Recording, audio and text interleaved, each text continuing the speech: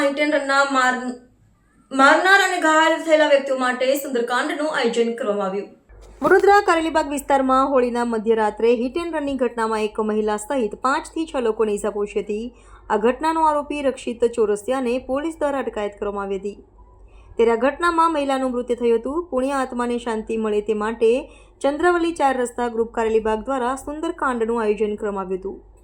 આ ચંદ્રવલી 4 રસ્તા પાસે છેલ્લા 10 થી 12 દિવસમાં અનેક અકસ્માતો થયા।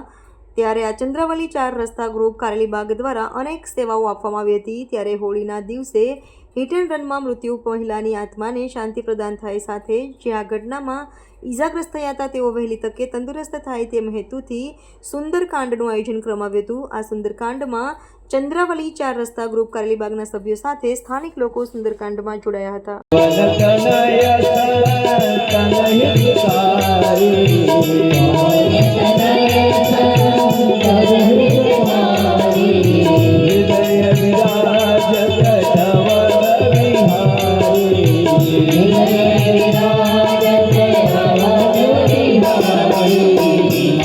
पिता गुरु गणपति